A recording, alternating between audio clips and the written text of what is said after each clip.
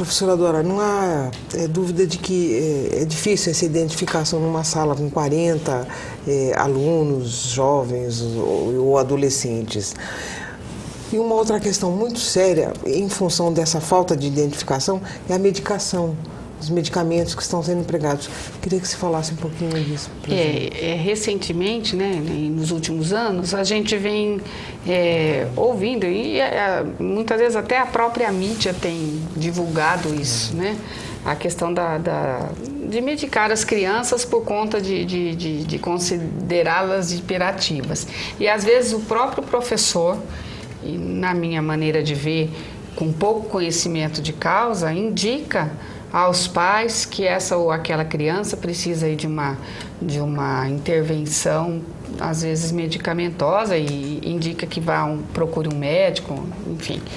Eu vejo isso com muito cuidado, né? Eu sou professora há muitos anos e logo que eu comecei a lecionar, e isso faz muito tempo, a gente dizia que a criança era inquieta, que precisava... que às vezes os pais precisavam proporcionar a ela mais atividades físicas, porque há crianças que precisam mesmo despender mais energias, e acho que depois o professor Nino até pode conversar um pouquinho mais com a gente sobre isso, né?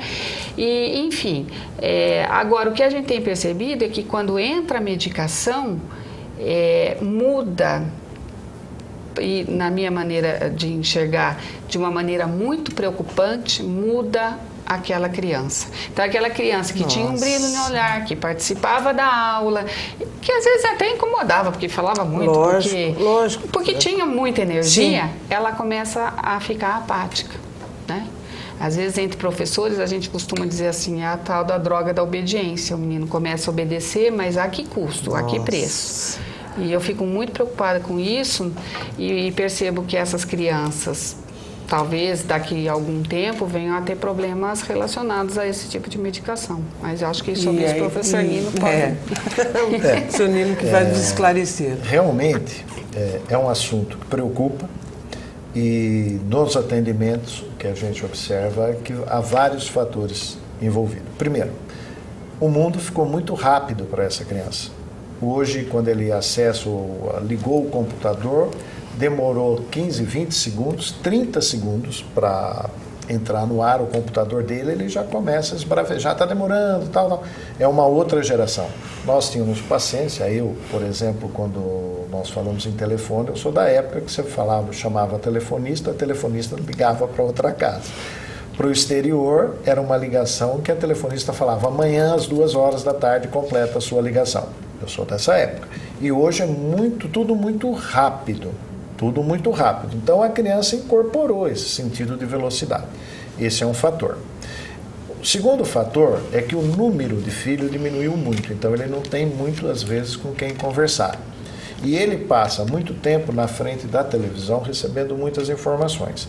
Quando ele vai para a escola, muitas vezes ele não tem o limite, ele acha que ele pode falar espontaneamente a qualquer momento, com qualquer um, em tons diferentes de voz, não respeitando o que está ocorrendo ali. Por quê? Porque hoje não se almoça mais em família, então todo esse espaço a gente procura investigar durante o atendimento. Então isso para a gente é importante. Bem, quanto ao medicamento, infelizmente eu vou ter que falar uma coisa aqui que muita gente não vai gostar de ouvir. Muitas vezes o médico acaba receitando por uma conta, ele não está sendo formado para trabalhar realmente no diagnóstico daquela criança. Porque na residência médica, tudo que se pega são outras doenças, outros sintomas neurológicos do adulto. E a criança com problema pedagógico, nem sempre, ou com problema de dificuldade de aprendizagem, ele vai para um pronto-socorro, ele vai para um hospital, ele acaba procurando um outro tipo de atendimento que pode ser errado. Uma aula particular que vai fazer o quê? Que aquilo torne uma muleta e não um remédio. Ele vai continuar com as dificuldades, só resolveu para aquela avaliação que ele fez pontual. Então, na minha opinião, nem todos os médicos estão aptos a realmente medicar uma criança. Isso é muito sério. E ele acaba recomendando até para pôr um basta à preocupação da mãe. A Ritalina é hoje um dos medicamentos mais indicados. Em alguns países ela está proibida. No Canadá, agora em 2012, ela foi proibida. E há alguns para todo mundo, não só para jovens? Para problemas voltados à educação. Tá. E os outros com bastante reserva. Tá. Alguns trabalhos realizados nos Estados Unidos e Europa e também aqui por uma universidade do estado de São Paulo têm mostrado que o usuário da Ritalina tem maior propensão a se envolver com drogas na idade adulta. Nós não temos ainda a clareza, há um novo foco de pesquisa, um novo tema, se ela está se envolvendo com as drogas em função de ter utilizado a Ritalina ou se aquele quadro, aquele comportamento social que ela desenvolvia, de sendo repreendido, de ser hiperativo, tudo, acabou excluindo de um grupo e ela foi encontrar o apoio num outro grupo indesejado. Então, isso são pesquisas que estão se desenvolvendo ainda. Mas a medicação tem sido vista com muito cuidado. Não tem remédio para aprender. Remédio para aprender é motivar o aluno e fazer com que ele crie o conhecimento. Isso numa visão não só da neurociência, como de outros também. Então, é mudar o estilo da aula.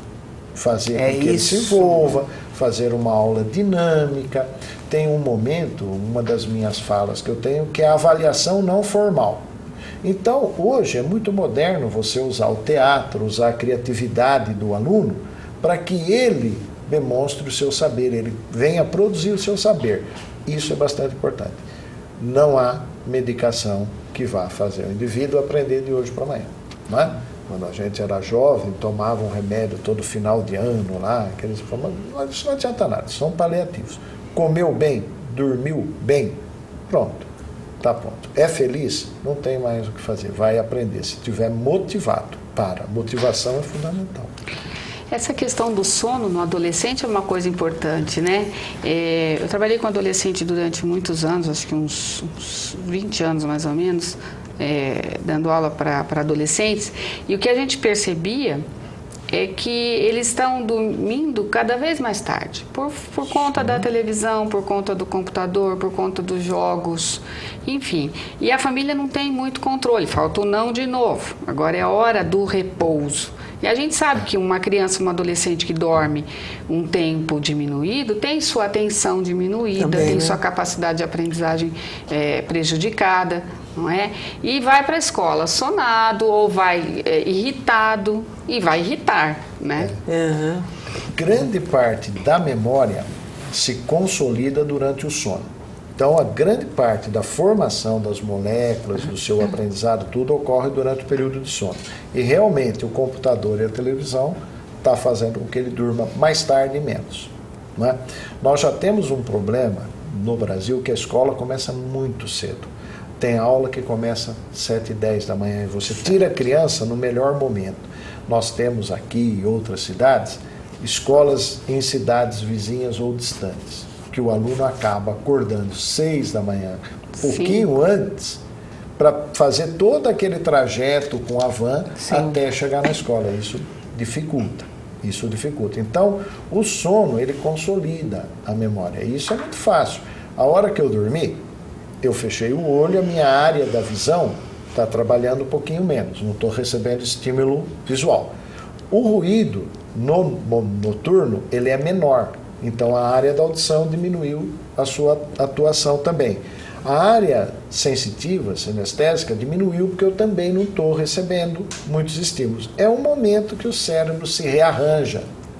Quando diminuiu, ele tem que fazer aquele serviço num espaço de tempo menor. Então, ele não consegue uma boa produção. Quando se fala diminuir, existe um tempo ideal mesmo ou é muito individual? O tempo de sono é muito individual, mas o sono deveria ser de pelo menos 8 horas, o que vai ser 1/3 do seu dia. Eu acho que é razoável. 8 horas 8 mesmo, horas. Né? Que seria o ideal. 8 horas. E as crianças chegam a dormir 4 horas. No idoso, a gente percebe que ele dorme um pouquinho menos, porque o metabolismo dele já mudou. Então, todo o organismo dele já tem uma reação metabólica mais baixa, um pouquinho, basal diminuiu um pouquinho, então ele pode né? E ainda tem um sono agitado, né? Por conta de que ele ficou até Excitado. aquela hora de deitar muito excitado com a televisão, com o jogo. Então, até que, tá bom, desligou a aparelhagem, mas desligar internamente tudo isso é demorado. É demorado, né? E não há aí o descanso fica comprometido. Uma reconstrução, né? Há controvérsias, né? Do ponto de vista gastronômico, gastroenterológico, os gastroenterologistas, os pneumologistas também. Mas nós tomávamos o leite antes de dormir. E o leite, ele é riquíssimo num aminoácido chamado triptofano, que vai participar da construção de alguns neurotransmissores que tranquilizava, né? Quando a gente estava lá, toma um leite morno, e essa criançada não toma. Do ponto de vista de refluxo, o leite não é o mais indicado, mas sendo meio copo, uma xícara de leite, nada vai impedir. Mas seria um calmante natural, sem nada, não precisa dar Ritalina. Né? Não precisa dar Ritalina para ele. Né? Não precisa dar Ritalina. Nós temos que voltar a ser mais simples. Então, para a gente poder encerrar, eu queria saber de vocês, né, uma perspectiva. A gente já, de alguma forma, responsabilizou família, professor, educação. Eu gostaria de que vocês colocassem para a gente qual que é a perspectiva, o que seria o ideal, e se em algum momento nós tivermos uma educação ideal, em algum momento da história do Brasil.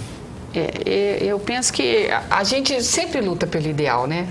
E nós, educadores, de maneira fundamental, nós não somos satisfeitos, não. A gente e acho que isso é produtivo. Somos insatisfeitos. Só que bons insatisfeitos, se é que a gente pode qualificar assim. Eu vejo como importante para a educação, eu gosto de resumir numa palavra só, eu gosto de resumir na palavra compromisso. Acho que o compromisso seria o alicerce para a educação. E o compromisso nas diferentes vertentes aí, em tudo aquilo que de alguma maneira pode se relacionar com a educação, com a criança, com o adolescente. Então, o compromisso da família, como a gente já colocou anteriormente. O compromisso da escola, e eu tenho visto esforço, inclusive, às vezes, daquela escola que é da periferia, que é daquele local onde a violência acontece, e a escola funciona super bem, porque a gestão da escola chama a comunidade para dentro. Então, aquela gestora, aqueles gestores, aquele grupo de professores tem compromisso com essa escola. E o compromisso também das políticas públicas. Né? Eu acho que é algo que não pode ser esquecido. Essa é uma coisa que a gente vem conversando muito a respeito desse excesso das avaliações, né? Avaliações que comprometem praticamente o ano letivo inteiro. Os professores, desde das crianças mais miúdas aí, estão sendo avaliados a partir das avaliações que são feitas para as crianças.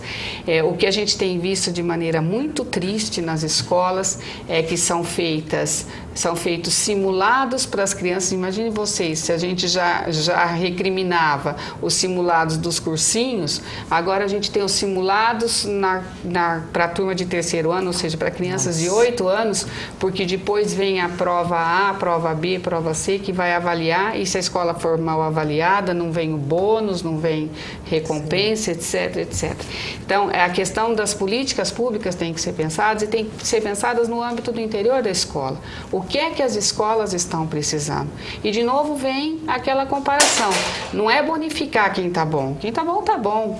Nós vamos ter que ver se a avaliação tem um significado, serve para alguma coisa. Acho que avaliar é dar valor, né? Então, vamos valorizar e ver o que é que está faltando. Ali, essa escola foi mal, aquela turma foi mal, o que é que está acontecendo para que essa escola não consiga os índices que são esperados e não penalizar aqueles tantos que ali estão.